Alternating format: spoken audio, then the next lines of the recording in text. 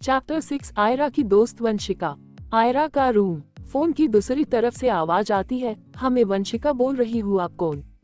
उस लड़की की बात सुन आयरा की आंखों से आंसू बहने लगते हैं। ये और कोई नहीं बल्कि आयरा की दोस्त कम बहन ज्यादा मिस वंशिका रॉय। ये और आयरा बचपन से साथ में थे, लेकिन आयरा अपनी ग्रेजुएशन दिल्ली से पूरी करना चाहती थी, इसलिए वंशिका ने भी दिल्ली में ही एडमिशन लिया। आयरा, अंश और वंशिका साथ में ही पढ़ते थे, लेकिन जब आयरा और कियान की शादी हुई तब कियान ने आयरा के सारे कॉन्टैक्ट तोड़ दिए थे, इसलिए वंशिका उसे ढूंढने के लिए यही रुकी थी, लेकिन सबको यही कहा था कि वो वापस जाने वाली है।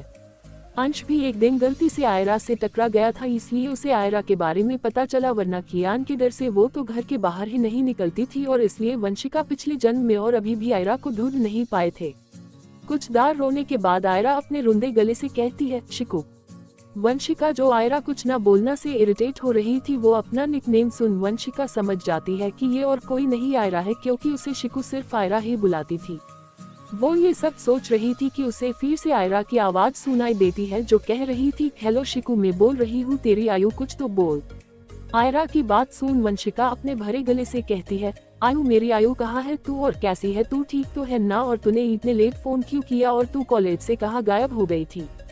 वंशिका के इतने सारे सवाल सुन आयरा उसे शांत कराते हुए कहती है, शिकू शिकू, तू मुझे कुछ बोलने तो दे। इतना कहकर आयरा सारी बातें वंशिका को शॉर्ट में बता देती है। आयरा के मुंह से सारी बातें सुन वंशिका गुस्से में कहती है, तू सच में पागल है आयु, तुझे क्या जरूरत थी उस इक्डू के पास जाने की? अगर तू प्रेग्नेंट भी थी तो भी अंकल ओटी तुझे कुछ नहीं कहते, लेकिन नहीं, तू खुद तो उस खडूस चंद की टॉर्चर सहती रही और साथ में हमारी एंजल को भी सहने के लिए मजबूर किया। ये तूने बहुत गलत किया आयु। वंशिका की बात सुन आयरा रोते हुए कहती है, आई नो शिकू, लेकिन प्लीज अभी के लिए मुझे यहाँ से ले चल, मेरी एंजल यहाँ बिल्कुल सेफ नहीं है, बाद में तुझे जितना दांत लेना, लेकिन प्लीज अभी के लिए हमें यहाँ से ले चल, हमारे घर प्लीज। आयरा की रोती हुई आवाज सुन वंशिका जल्दी से कहती है, अच्छा ठीक है, मैं तुरंत आ रही हूँ, तू रो मत, और हाँ, मेरे आने तक हमारी एंजल का ध्यान रखना, ये देखना अब हम दोनों मिलकर कितनी मस्ती करते हैं।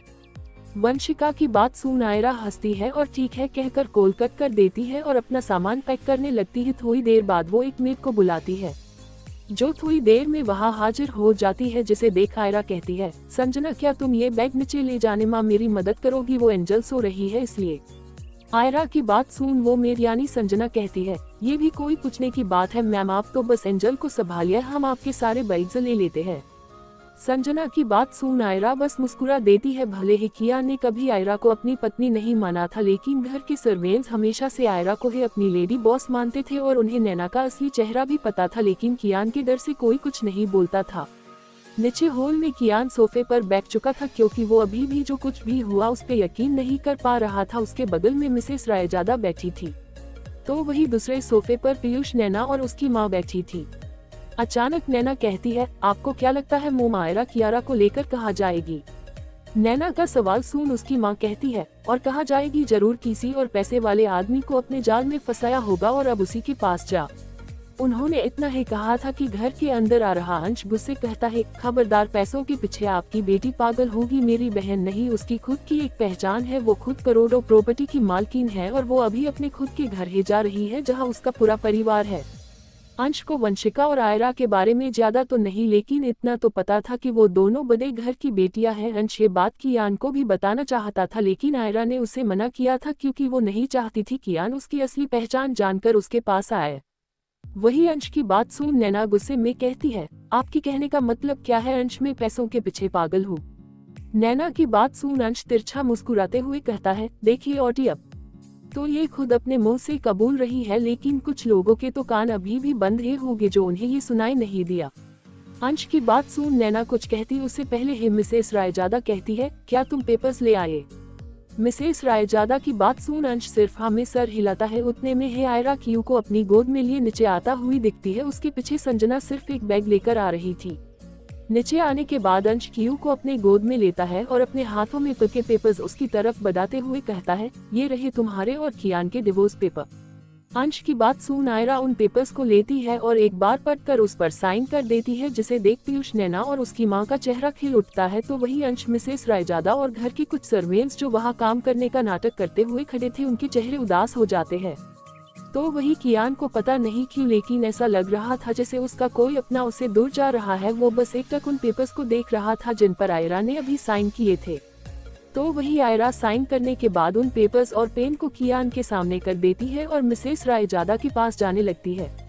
क्यों जा रही है आयरा मिसेस रायजादा के पास? क्या पहचान है आयरा की? क्या वंशिका आएगी आयरा और क्यू को लेने? क्या कियान करेगा पेपर्स साइन? जस्ट 7 आयरा और वंशिका। आयरा मिसेस रायजादा के पास जा रही थी कि एक गार्ड हॉल में आता है और कहता है, मैम आपसे मिलने कोई आया है। गार्ड की बात सुन बाकी सब सोचने लगते हैं कि आयरा से मिलने कौन आया होगा। तो वही आयरा गार्ड की बात सुन खुश हो जाती है और उस गार्ड से कहती है उसे अंदर भेज दीजिए। आयरा की बात सुन वो गार्ड चला जाता है। तो वही कुंती जी कहती है, हे भगवान कैसे दिन आ गए हैं, अपने पति के सामने ही लोग अपने आशिक को घर में बुलाने लग गए हैं। कुंती जी की बात सुन अंश कुछ कहता उससे पहले ही आयरा कहती है, आप जरा धीरे बोलेगी, मेरी एंजल सो रही है। और रही बात पति की तो आप शायद भूल रही है कि अब मिस्टर रायजादा मेरे पति नहीं है, तो मैं अपने एक आशिक को बुलाऊं या सो आपको क्या? आयरा की बात सुन कुंती जी के मुंह पे ताला लग जाता है। तो वही कियान को आयरा की बात अच्छी नहीं लगती, इसलिए वो कुछ बोलता उससे पहले ही कोई भागते हुए आकर सीधा आयरा के गले लग जाता है। आयरा थोड़ी डर जाती है लेकिन इस टच को पहचान उसकी आंखें नम हो जाती है। तभी जिसने आयरा को गले लगाया था वो थोड़ी ऊंची आवाज में आयरा को लेकर गोल गोल घूमते हुए कहती, आयु की बच्ची मेरी दोस्त सच्ची दिल की अच्छी कैसी हो मेरी बहन जी। उसकी बात सुन आयरा रुकती है और उसे गले लगाकर कहती है, शिकू मेरी Shiku, I miss you so much. जी हाँ, ये और कोई नहीं वंशिका है। वंशिका आयरा की बात सुन कहती, हाँ मेरी जान, मैंने भी तुझे बहुत मिस किया और खास कर इसे। ये कहते हुए वंशिका आयरा की तरफ देख आंख मारती है। तो आयरा उसे आंखें दिखाती है जिसे देख वंशिका डरने का नाटक करती और फिर दोनों साथ में हंसने लगते हैं और एक दूसरे को फिर से गले लगा लेते हैं, जिसे देख अंश और मिसेस रायजादा के चेहरे पर मुस्कान आ जाती है। तो पीयूष, नैना और उसकी मां मुंह बंद हुए थे। तो वही कियान आयरा के हंसते हुए चेहरे को देखते ही रह गया। उसे तो याद भी नहीं था कि आयरा लास्ट टाइम कब इतना खुश थी। वंशिका और आयरा एक दूसरे को गले लगाई हुई थी कि उन्हें अंश की आवाज आती है जो कह रहा था, मुझे पता था जब तुम दोनों एक दूसरे के साथ होगी ना तो पक्का मुझे भूल जाओगी।